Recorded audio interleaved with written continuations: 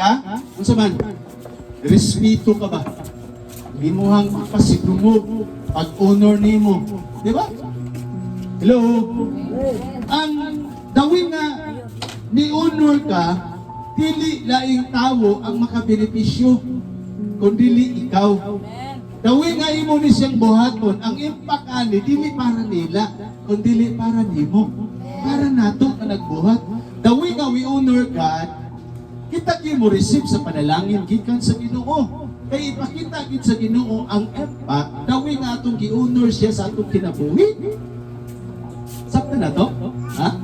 Dawin nga ni-honor ta sa Ginoo, ang resulta ana, ang benepisyo ana, dili para nila, kundi para nato, para sa nag-honor. Ay imposible ba kayo nga lain ang nitay, lain ang sa man pahimulos.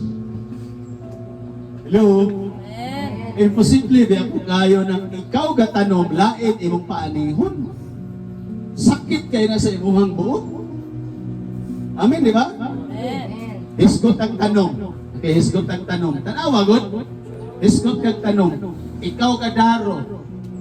Ikaw nang lampas. Ikaw gahago ug maayo.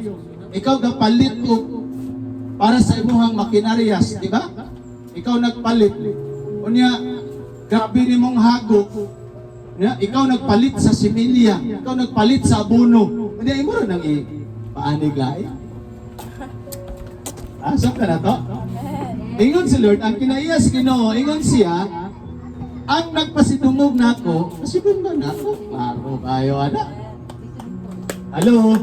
Di ba klaro kayo na ingon siya, oh, nagpasidungog nako, pasidunggan nako. Pero nagsalikway nako, ako'y salikway. Ingon siya, dawin na ni-honor ta sa Ginoo, makahipalot akong sa buhat sa Ginoo sa kong kinabuhi. Kaya ang impact ana, dili para nila, dili para sa pag-honor, sa nag-respeto sa Ginoo.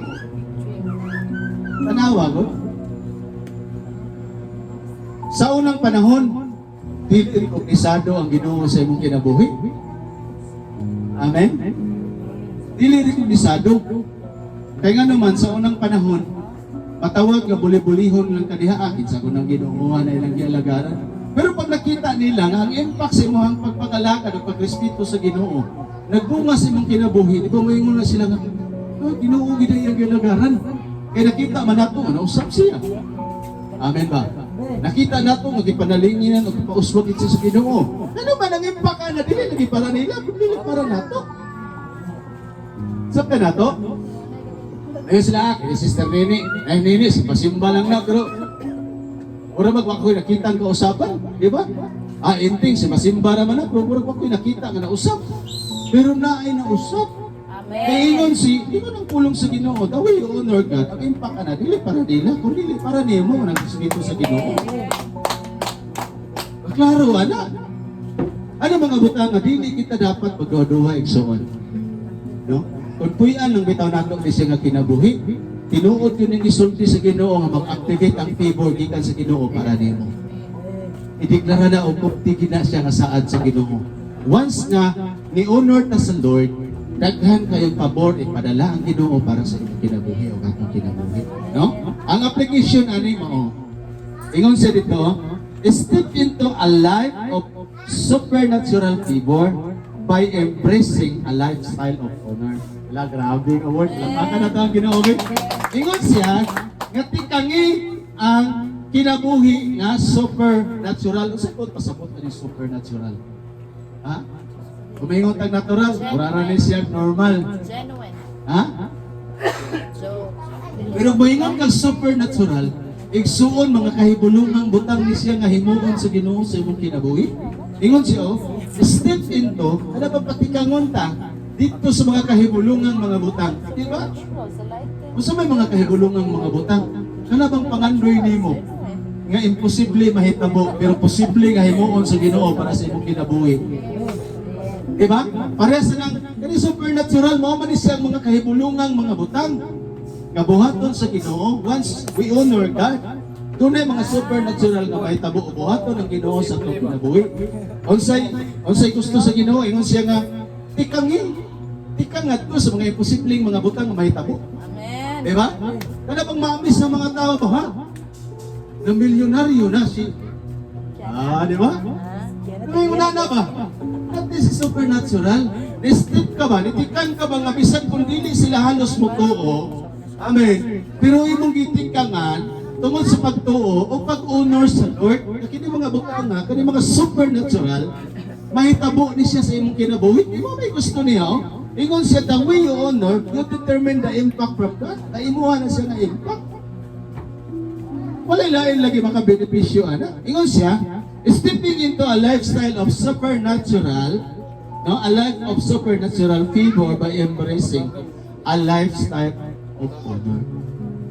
Buhata kanunay nga mahimo kang magpasidumog kanunay sa Ginoo. Amen. Buhata kanunay nga magpasidumog ka kanunay sa Ginoo. Kung moingon ka nga girespeto nimo ang Ginoo, respetuha ang imong pastor. Respetuha ang imong isigka. Respetuha ang imong kauban sa simbahan. Ingon ana siya ang gitawag natong honor. No? Dilibot pasabot nga, pati mo na siya gnawong, di na ako na siya i-honor. Yun na siya. Honor isa, kuman man siya. Mandar din siya sa Ginoo. Resulta nga gihukasan, si Eli o katungod, gibalhin niya dito kang Samuel, si Samuel ni honor man sa Ginoo. Diba? Sa kuan lang, kana na ang pag-summarize lang nako ani nga